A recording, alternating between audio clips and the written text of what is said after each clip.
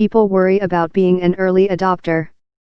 Remember 20 years ago someone paid $20,000 for a plasma TV and then 10 years later it was $900 at Best Buy, said Stoddart, Senior Vice President of Engineering and Customer Service for New Flyer. People just don't want a science project. Rival electric bus manufacturers expect dramatic growth. The most ambitious forecasts call for all bus purchases to be electric by 2030. But even green energy advocates are skeptical of such rosy predictions.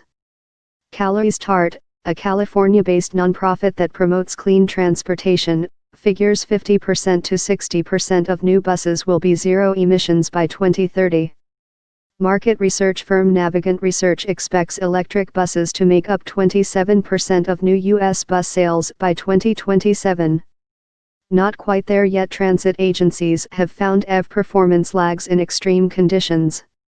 In environmentally friendly San Francisco, officials have resisted electrics over concerns about the city's famously steep hills. The technology isn't quite there yet, Erica Cato, a spokeswoman for the San Francisco Municipal Transportation Agency, said in a statement. Weather is also a major challenge. An electric bus tested last year near Phoenix wilted in the summer heat due to the strains of running the air conditioning.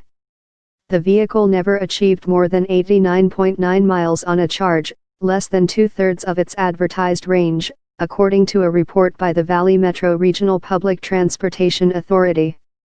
In Massachusetts, two agencies running small numbers of electric buses, the Pioneer Valley Transit Authority in Springfield and Worcester's Regional Transit Authority, say the vehicles weaken in extreme cold and snow. They have no plans to acquire additional EVs, officials at those agencies said. Even places with successful pilots have downplayed expectations. Seattle's King County Metro Transit Agency soon will be operating more than a dozen vehicles by three manufacturers, according to Pete Mellon, Director of Zero Emission Fleet Technologies. The agency likes what it has seen so far. Still, Mellon said, high electricity rates from the local utility at peak demand periods are a concern. And the lack of a uniform charging system among bus makers has complicated Seattle's goal of running an all-electric fleet by 2034. We have caveats to becoming zero emissions, Mellon said in an interview. Another worry is government funding. Federal money for bus purchases is about 25% lower than it was 5 years ago, according to Rob Healy, Vice President of Government Affairs for the American Public Transportation Association. An Obama-era program that sets aside $55 million a year in grants to help transit agencies purchase clean buses will expire in 2020 if not renewed by Congress. The EV bus heavyweights. In addition to New Flyer, the fledgling U.S. electric bus industry has two other major players, Chinese automaker BYD, which is backed by Warren Buffett's Berkshire Hathaway Inc., and Silicon Valley startup Proterra Incorporated. BYD and Proterra began selling electric buses into the U.S. market several years ago, and have 165 and 126 vehicles on the road today, respectively. Both are ramping up U.S. manufacturing on expectations that EVs will account for nearly all new bus sales in a little over a decade.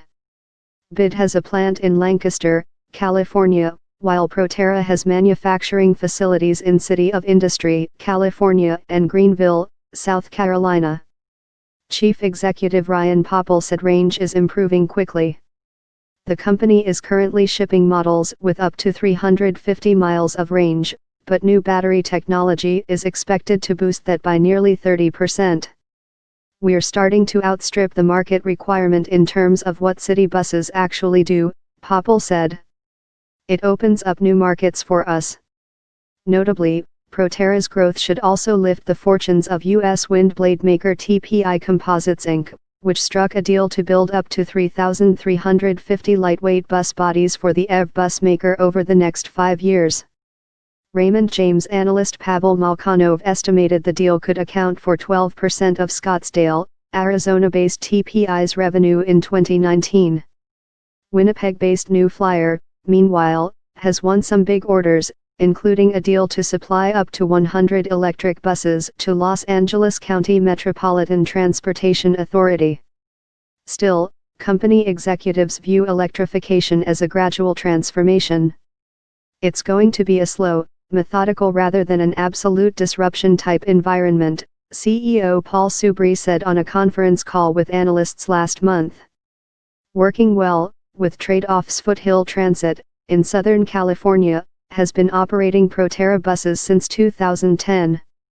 It now has 17 in its fleet, with 13 more scheduled to arrive before the end of the year, according to spokeswoman Felicia Friesima.